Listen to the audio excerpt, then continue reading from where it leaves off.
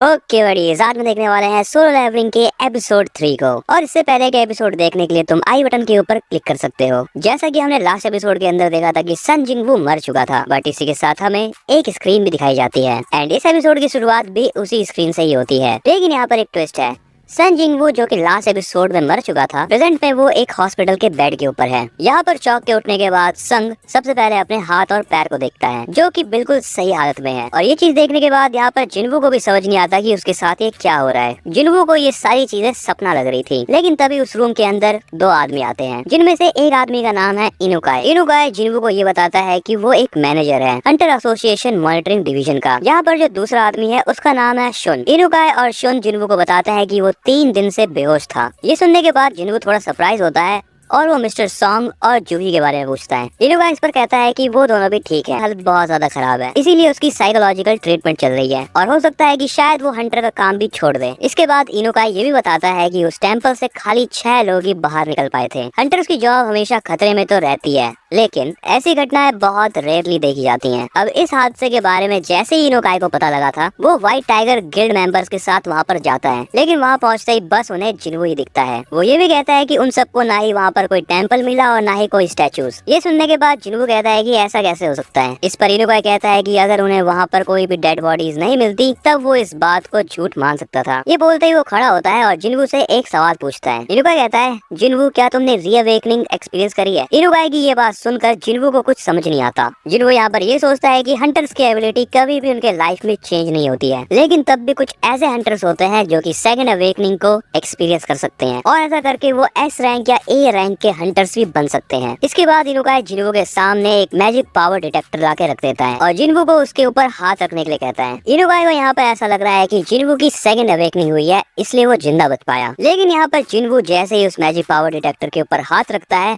उसका स्कोर आता है 10। जिनवू यहाँ पर बहुत ज्यादा खुश हो गए। इनुकाय से पूछता है अगर उसकी सेकंड अवेकनिंग हुई है तो अब उसकी रैंक क्या है। अब यहाँ पर जिनवू का स्कोर बहुत ज्यादा कम है, इसीलिए इनुकाय उसे कुछ भी नहीं बताता और उससे माफी मांगकर बाहर चले जाता है। बाहर जाकर शुन इनुकाय से बात करते हुए कहता है, एक ई रैंक के हंटर का भी स्कोर 70 रहता है, ये लड़का एक ऑर्डिनरी इंसान है। कमरे के अंदर बैठा हुआ जिनवू ये सोच रहा है, आखिर ये लोग क्या करने आए थे इधर? इन लोगों ने बस मुझे फालतू में एक्साइटेड कर दिया। बट अभी भी यहाँ पर जिनवू को वही स्क्रीन दिख रही है और जिनवू ये सोच रहा है कि क्या उन लोगों को ये स्क्रीन दिखाई नहीं दी। लेकिन इसी के साथ साथ जिनवू को डंजन वाली बातें भी याद आने लगती है। बट तभी यहाँ पर जिनवू की बहन जिना वहाँ पर आती है और आने के साथ ही वो जिनवू के ऊपर चिल्लाने लगती है। जिना उससे ये कहती है कि तुम ही हमेशा क्यों मार खा के आते हो। लेकिन ये सारी की सारी बातें सुनने के बाद जिनवू स्माइल करता है। इसके बाद वो जिना से कहता है, क्या तुम्हें ये स्क्रीन दिखाई दे रही है? जिना उससे कहती है कि कौन सी स्क्रीन की बात कर रहे हो तुम? जिनवू अब यहाँ पर जिना से ये पूछता है कि किसी गेम के अंदर अनरीड मैसेजेस को रीड कैसे करे। जिना इस पर सोचती है कि उसका भाई कैसी बातें कर रहा है, लेकिन तब भी वो जिनवू को ये बताती है कि अनरीड मैसेजेस को पढ़ने के लिए बस सिंपली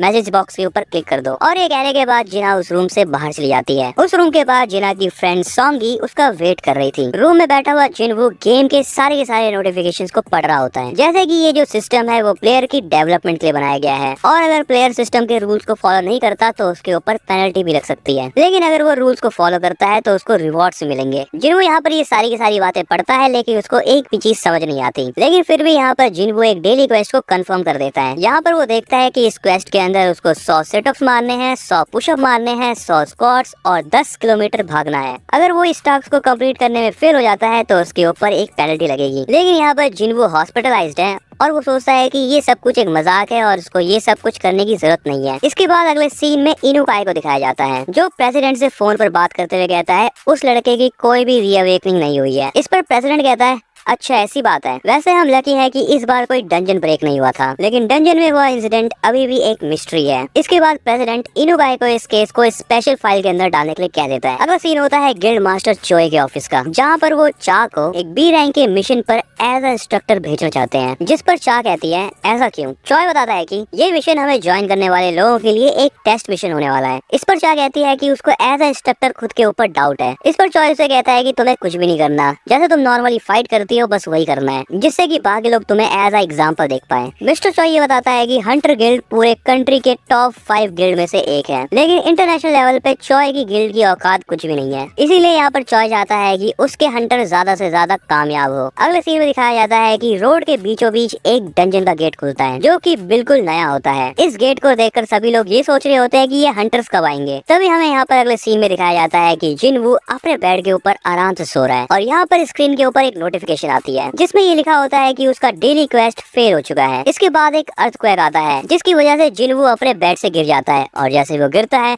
वो देखता है कि वो एक डेजर्ट में है और ये चीज देखने के बाद वो बहुत ज्यादा चौंक जाता है। जिनवू को ये सारी चीजें एक सपना लग रही थी, लेकिन तभी उसके पीछे एक बहुत बड़ा सा मॉन्स्टर आ जाता है। ये मॉन्स्टर एक जायंट डेजर्ट सेंटीपीड है, जिससे जिनवू को 4 घंटे तक सरवाइव करना है और यही चीज है जिनवू की पहली पेनल्टी। और ये चीज देखते ही जिनवू की हालत खराब हो जाती है। इसके बाद अगले सीन में जब जिनवू की नर्सेस आके उसको देखती है, तब जिनवू अपने बेड के ऊपर नहीं होता है। दूसरी तरफ डेजर्ट के अंदर जिनवू सेंटीपीड से बच के भाग रहा होता है। वैसे बट यहाँ पर कोई एक सेंटीपीड नहीं है, जिनवू को यहाँ पर बहुत सारे सेंटीपीड दिखते हैं। जिनवू भागते भागते बस यहाँ पर ये सोच रहा है कि ये सेंटीपीड इतने सारे कैसे हो सकते हैं। इसी के साथ जिनवू से मिलने के लिए हॉस्पिटल पहुँचती है, लेकिन जूही देखती है कि जिनवू नीचे ग्राउंड में रनिंग कर रहा है और जूही के बगल में 2 नर्सेस खड़ी हैं, जो ये बात कर रही हैं कि जो हंटर्स होते हैं वो नॉर्मल पीपल के मुकाबले ज्यादा जल्दी हील होते हैं। लेकिन फिर भी जिनवू बहुत ज्यादा मेहनत कर रहा है खुद को शेप में लाने के लिए। उन नर्सेस की बात सुनकर जूही वहाँ से चली जाती है। अगले सीन में हमें दिखता है कि जिनवू के सारे टास्क पूरे हो चुके हैं, जो उसने पहले मिस कर दिए थे। एंड यहाँ पर जिनवू को ये भरोसा हो चुका है कि जो स्क्रीन उसको दिख रही है वो जिनवू की इमेजिनेशन नहीं बल्कि रियल है। जिनवू यहाँ पर ये बताता है कि जब भी वो किसी क्वेस्ट को पूरा करता है तब उसको 3 टाइप के रिवॉर्ड्स मिलते हैं। पहला रिवॉर्ड है फुल रिकवरी, जिससे उसकी एक्सरसाइज से थकी हुई पूरी बॉडी हील हो जाती है। दूसरा रिवॉर्ड है पॉइंट, और वो इन पॉइंट्स का यूज करके किसी भी एबिलिटी को बढ़ा सकता है, चाहे वो स्ट्रेंथ हो, एजिलिटी हो, स्पीड हो या कुछ भी हो। यहाँ पर जिनवू जैसे इन एबिलिटीज को अपग्रेड करता रहेगा वैसे वैसे वो और भी ज्यादा पावरफुल बनता रहेगा। जिनवू बैठे बैठे यहाँ पर यही सोच रहा है कि इन सब चीजों के आने के बाद उसकी जिंदगी पूरी चेंज हो चुकी है। जिनवू अकेले बैठ के ये सारी बकैती करता है, इसलिए आसपास के लोग उसको पागल समझते हैं। अगला सीन होता है उसके रूम का। जिनवू यहाँ पर ये बताता है कि जो उसका फाइनल रिवॉर्ड है वो है रैंडम लूट बॉक्स। जैसे ही वो अपना पहला लूट बॉक्स खोलता है उसको एक चाबी मिलती है और इसकी की हेल्प से वो किसी भी डंजन के अंदर टेलीपोर्ट कर सकता है। अगले सीन में एक न्यूज रिपोर्ट चल रही होती है, जिसमें ये बताया जाता है कि अलग अलग जगहों पे बहुत सारे गेट्स ओपन हो रहे हैं। इसके बाद अगले सीन में जिनवू अपनी मॉम के सामने बैठा हुआ है और इसके बाद हमें यहाँ पर 4 साल पहले का एक फ्लैशबैक दिखाया जाता है, जहाँ पर जिनवू की मॉम एक दिन अचानक से ही बेहोश हो जाती है। डॉक्टर जिनवू को ये बताते हैं कि उसकी मॉम को इटर्नल स्लीप डिजीज, जिसे फायर रेस्ट भी कहते हैं, वो बीमारी हो रखी है और ये बीमारी तब से लोगों के अंदर पाई जा रही है जब से गेट ओपन होना शुरू हुए हैं। लेकिन ये बीमारी 10,000 में से किसी एक आदमी को ही होती है। और ऐसे भी एक थ्योरी है कि ये बीमारी इंसान को तब भी हो सकती है जब किसी इंसान के अंदर मानव एक्सपोजर ज्यादा हो जाए। लेकिन अब यहाँ पर जिनवू की मॉम को खाली लाइफ सपोर्ट के ऊपर ही रखा जा सकता है। जिनवू अपनी मॉम के लिए सबसे पहले लेबर का काम करता है, लेकिन उसके बाद वो हंटर एसोसिएशन को ज्वाइन करने की सोचता है एंड वो हंटर एसोसिएशन ज्वाइन कर भी लेता है। ये सारी की सारी बातें वो जिना को बताता है, जिस पर जिना कहती है कि ये काम तो बहुत ज्यादा खतरनाक है, बट जिनवू कहता है कि चिंता करने की कोई भी जरूरत नहीं। जिनवू को यहाँ पर वो फ्लैशबैक भी याद आता है जब वो मिशन पर बहुत ज्यादा यूजलेस हुआ करता था, इसीलिए प्रेजेंट में जिनवू अपने पॉइंट्स को स्ट्रेंथ बढ़ाने के लिए यूज कर रहा है। अगला सीन होता है हैपजियांग स्टेशन का, जहाँ पर जिनवू अपने टूल्स को लेकर डंजन के अंदर जाने के लिए रेडी है। जिनवू यहाँ पर उसी चाबी का यूज करते हुए एक गेट को ओपन करता है और यहाँ पर उसकी स्क्रीन के ऊपर एक नोटिफिकेशन आता है, जिस पर ये लिखा हुआ होता है कि वो एक इंस्टेंस डंजन के अंदर एंटर कर चुका है। इसके बाद वो गेट भी बंद हो जाता है जहाँ से जिनवू ने एंट्री ली थी। लेकिन यहाँ पर एक ट्विस्ट होता है,